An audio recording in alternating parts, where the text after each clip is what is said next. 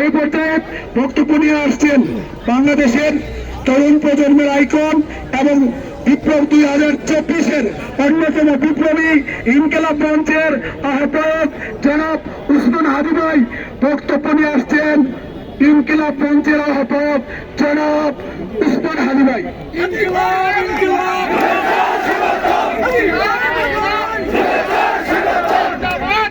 আসসালামু আলাইকুম। দেখে একটু কোন ধরনের ভূমিকা ছাড়া যেটা বলতে চাই, আমি এবং আমাদের ইনকিলাব মঞ্চের যারা প্রথম সারির, এদের প্রায় আমরা সবাই শিক্ষকের সন্তান। সুতরাং শিক্ষকের যে কি পরিমাণ সাফারিং সমাজে, এইটা জানার জন্য আমাদের পত্র পত্রিকা দেখা লাগে না। শুধু এটুকুন বলি যে আমার আব্বা তো ইন্তেকাল করেছেন, সার্ভিসে থাকা অবস্থায় শিক্ষক ছিলেন। আমরা যখন বুঝতে শিখেছি তখন থেকে গল্প শুনতাম যে এইবার শিক্ষকদের কোনো কষ্ট থাকবে না, কারণ শিক্ষকদেরকে জাতীয়করণ করে দেওয়া হচ্ছে। এই গল্প শুনতে শুনতে আমরা বড় হয়েছি এবং আমাদের কিছু চুল সাদা হইতেছে। আর আমাদের সময় যে শিক্ষকরা ইয়াং ছিলেন তাদের রিটায়ারমেন্টের সময় হয়ে গেছে। এরপরও যে ভয়াবহ কথা অনেকে বলে না, যে এই সামান্য বেতনে চাকরি করার পর প্রত্যেক শিক্ষকের জীবনে একটু অত্যন্ত আশা থাকে যে সে এই টাকাটা নিয়ে প্রথমে একটু হজ বা উমরায় যাবে। সেই নিজের টাকা, এটা সরকারের টাকা না, যে এটা তার বেতন থেকে কাইটে রাখা হয়েছে, সেই পেনশন পাওয়ার জন্য 5 বছর 6 বছর 7 বছর পর্যন্ত তাদের ক্যাম্পেইনে ঘোরা লাগে। আরো আফসোস হইল, এই যে তাদের কল্যাণ ট্রাস্টে যে টাকাটা থাকে এবং তার নামে যে টাকাটা, সেই সামান্য টাকাটা পাওয়ার জন্য বিরাট অঙ্কের আবার ঘুষ দেওয়া লাগে। বৃদ্ধ মানুষ চিকিৎসা করাবে, সন্তানরা এসে সামনে ফাইল নিয়ে ঘুরে যে এই টাকাটার পরে চিকিৎসা করাবে। বাংলাদেশ রাষ্ট্রের, এটা অনেকে ছোটবেলায় আমরা শুনতাম বলতো যে শিক্ষকরা নাকি আগে তাদের ছাত্রদেরকে যদি অভিশাপ দিত, কষ্ট পেয়ে, তাহলে বলতো যে তুমিও যেন আল্লাহ আমার মতো শিক্ষক বানায়। আপনি ভাবেন, এই বাংলাদেশের এমন কোন রাজনৈতিক দল নাই, আপনি আমাদেরকে সচিবদেরকে বড় বড় প্রোগ্রামে নিয়ে যাবেন, ইউনিভার্সিটি থেকে স্কুল পর্যন্ত সবাই বলবে শিক্ষাই জাতির মেরুদণ্ড এবং শিক্ষকটাই হইল জাতি গড়বার কারিগর। আর্মি অফিসাররা বলবেন, মন্ত্রীরা বলবেন, কিন্তু এরপরে গিয়ে কি বলবেন, এই এমপি, এই মন্ত্রী যখন উপজেলা একটা মাদ্রাসা বা কলেজে, এমনকি প্রাইমারি স্কুলে ভিজিটে যান, তখন তার টেবিলে 50 আইটেমের নিচে খাবার যদি স্কুল কর্তৃপক্ষ দেয়, তাইলে আগামী 5 বছর তাদের আর কোনো দাওয়াতে তারা চান না। এই জন্য আমার গ্রামের জানার দরকার নেই, এগুলো এই সাফারিংস এর মধ্যে দিয়ে আমরা বড় হয়েছি, আমরা দেখতে দেখতে বড় হয়েছি। আপনাদেরকে শুধু একটা কথা জানাই, যখন বিএনপি জামাত জোট ক্ষমতায় 1 থেকে 6, তখন বিরাট আন্দোলন হয়েছিল জাতীয়করণের জন্য। সাইফুর রহমান খান, আল্লাহ ওনাকে জান্নাতুল ফিরদাউস নসিব করুন, উনি অর্থ এবং পরিকল্পনা মন্ত্রী ছিল। তুমুল চাপ সত্ত্বেও তিনি বললেন যে এইটা কোনোভাবেই সম্ভব না, তাহলে নাকি এটা রাজকোষ খালি হয়ে যাবে। এরপর সবাই আসলো। আমি একটা কথা বলি, এই যে কয়েক মাস আগে আপনারা সচিবালয়ের সামনে আন্দোলন করলেন, আমরা সবাই সেটার সাথে ছিলাম। আমাদের তরফ থেকে যত ইনপুট দেওয়া দরকার ছিল আমরা দিয়েছি। আমার একটা কথা আমি আজকে আপনাদের মাধ্যমে বলতে চাই, এই সরকার একটা পারলে উদ্যোগ নিক, বা সামনে যারা ক্ষমতা আসবে, শিক্ষকদের কোনো বেতন দেওয়া দরকার নাই। আপনারা তাদেরকে নিজের হাতে তার বাসা ভাড়া দিবেন, বাজার করে দিবেন, আর বাচ্চাদেরকে স্কুলে ফি দিয়ে দিবেন, তাদের এত কোনো বেতন দেওয়া লাগবে না। দেখেন শিক্ষকদের ক্রাইসিসটা কি। একজন শিক্ষক, একটা মাধ্যমিক স্কুলের যিনি এমপিওভুক্ত বেসরকারি শিক্ষক, অনেকেই বাংলাদেশে জানে না। আমরা যে সমালোচনা করি, আমার বোন শিক্ষক, তো আমরা মজা করে অনেক সময় বলি যে তোরা ঠিক মতো ক্লাস নাও না, তোদের তো বেতন দেওয়া উচিত না, খালি বন্ধ। তখন সে বলে যে বাংলাদেশের মাধ্যমিক শিক্ষকরা যেই টাকা বেতন পায়, এরা যে ভাড়া দিয়ে স্কুলে বা কলেজে যায় আর আসে, এই জন্যই সরকারের সারাদিন প্রশংসা করা উচিত। আমরা সারাদিন বলি কি যে তারা প্রাইভেট পড়ায়। ভাই, ভিকার উন্নিসার শিক্ষক, আইডিয়াল, নটরডেমের শিক্ষক মানে সারা বাংলাদেশের শিক্ষকরা না। এই যে আমরা দেখি 10টায় ক্লাস, তার আগে সকাল 7টা থেকে একজন টিচার 10টা পর্যন্ত টিউশন করান, আবার বিকাল থেকে রাত্রি পর্যন্ত টিউশন করান।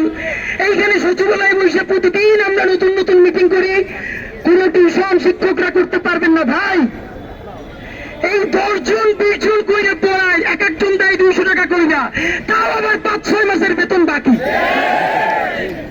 তো আপনি যেই বেতন দিয়ে দেখেন একজন শিক্ষক, তার ন্যূনতম যদি একটা 2 রুমের বাসা একটা মফস্বল শহরে থাকে, আমারে বলেন 2 রুমের একটা বাসা 10,000 টাকার নিচে ভাড়া বাংলাদেশের কোথায় আছে? 2-3 রুমের বাসা আসেন।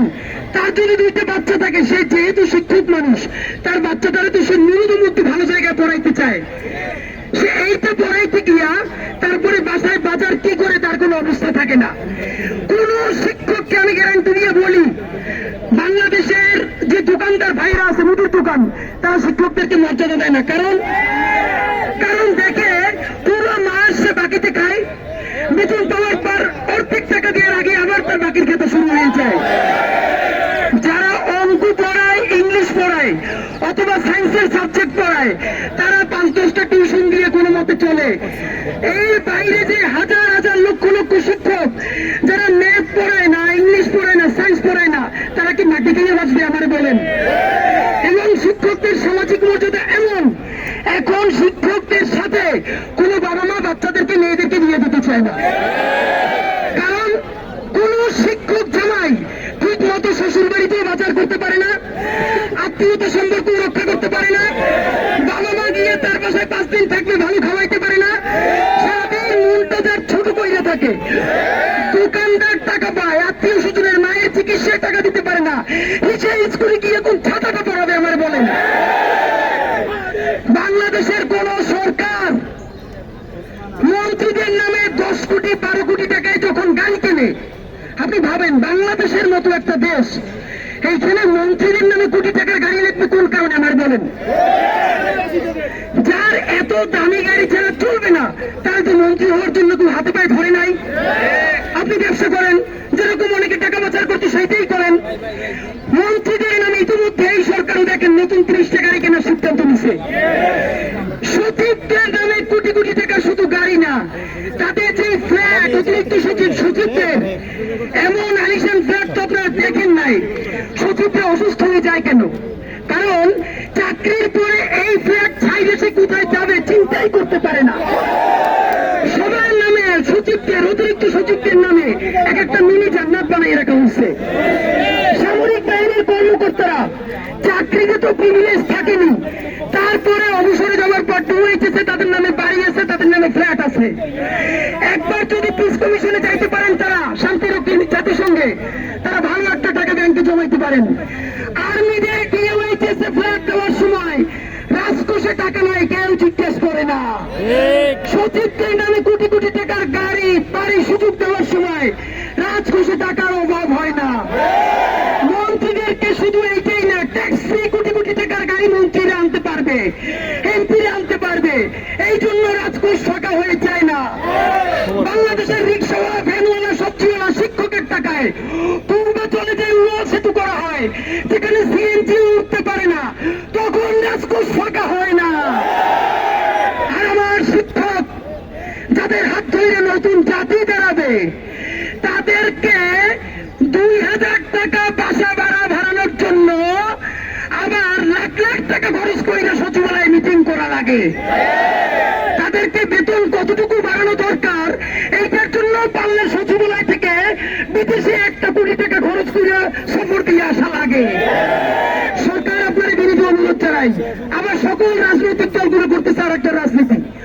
সরকার যদি জাতীয়করণের উদ্যোগ না বলে, না এটা আপনারা করবেন না, এটা আমরা এসে করবো, তাইলে আমাদের নাম হবে। এর আগে বিএনপি, তারপরে আওয়ামী লীগ, মানে শিক্ষকদের নিয়ে রাজনীতি ঠিক মতো আছে, শিক্ষকদের প্রক্রিয়া আর কোনো পরিবর্তন নাই। ভাইরা আমার, যদি শিক্ষকদেরকে বেতন দিতে বেশি কষ্টই হয়, তাহলে সরকারের একটা ভালো পরামর্শ দিয়ে শেষ করি। লক্ষ লক্ষ শিক্ষক তো এদেশে যেই পরিমাণ ক্ষতি শিক্ষার নামে হাসিনা করছে, এইটা পড়ালেখা না করাইয়া পলাপান দীর্ঘদিন দৃষ্টি রাখলেও দেশের উন্নয়ন হইত। আবার দেখেন, শিক্ষকদেরকে আর একটা ভয়াবহ কথা বলি, ইউনো অফিস, জেলা অফিস থেকে শিক্ষকদের নামে বিভিন্ন ট্রেনিং আসে, আইসিটি ট্রেনিং, এই সেই 7 দিন ট্রেনিং এ গেলে 10,000 টাকা পাবে। কেউ বলে না যে এই 10,000 টাকা ট্রেনিং এর জন্য উপজেলা শিক্ষা অফিসাররে প্রত্যেক শিক্ষকের 2-3 হাজার টাকা করে আবার ঘুষ দেওয়া লাগে।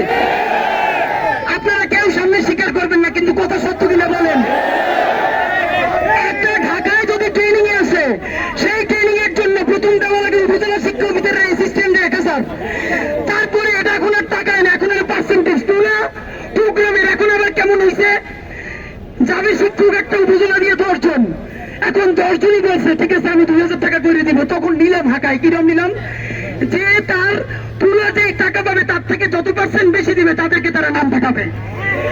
এই কইরা এখন আফসোসটা বলি, সচিবদের এই নিয়ে কোনো দুঃখ নাই, সামরিক বাহিনীর নাই, রাজনীতিবিদদের নাই, কারণ বাংলাদেশের আমলারা, বাংলাদেশের সুশীল সমাজ, অন্যান্য সবাই কারো সন্তান ইউনিয়নে, উপজেলায়, জেলার বেসরকারি শিক্ষা প্রতিষ্ঠানে পড়ে না। এই শিক্ষকের ভ্যাট ট্যাক্সের টাকায় তার বাচ্চা পড়ে ইংলিশ মিডিয়াম অথবা প্রাইভেট বিশ্ববিদ্যালয়ে, আরেকটু বড় হইলে তারা আমেরিকা, কানাডা, অস্ট্রেলিয়া, মালয়েশিয়া পাঠিয়ে দেয়। সুতরাং তার তো কোনো আফসোস নাই। সরকার বাহাদুর, আল্লাহর ওয়াস্তে আপনারা তো বেশ কিছু ভালো কাজের উদ্যোগ নিছেন। এই দাড়ি পাকা শিক্ষকরা অল্প কয়েকটা টাকা বেতন বাড়ানোর জন্য এই যে আজকে কালকে মার খেয়ে ওইখানে আছে, এদের 90% এদের বাড়ি থেকে টাকা ধার করে এই প্রোগ্রামে আসছে।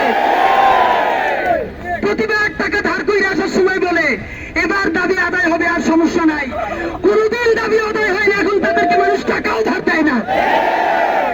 যদি দেশ বাঁচাইতে চান, শিক্ষা বাঁচাইতে হবে। শিক্ষক না বাঁচলে শিক্ষা বাঁচবে না। যদি মনে করেন আপনাদের একটু ব্রেক নেওয়া দরকার, তাইলে সরকারকে সর্বশেষ অনুরোধ, লেখাপড়া তো অনেক হয়েছে হাসিনারা বলে, পোলাপান লাগে বছরখানেক রেস্টে থাকুক, শিক্ষকরাও রেস্টে থাকুক, আপনারা ফাঁকে রাজকোষে একটু টাকা জমাই ফেলেন।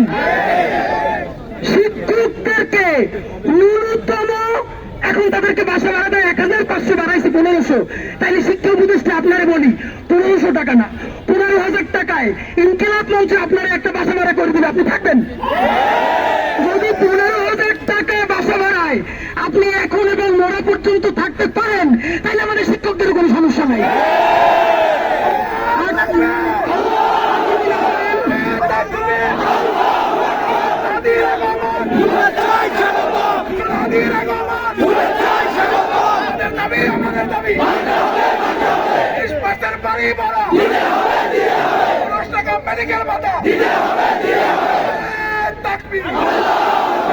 দেখেন কি লজ্জাজনক স্লোগান না?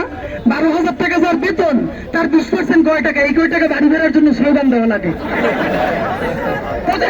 15,000 টাকা যার বেতন, সে 15% টাকা চায় ওষুধের জন্য, এইটা আবার দেশে স্লোগান দিয়ে আদায় করা লাগে।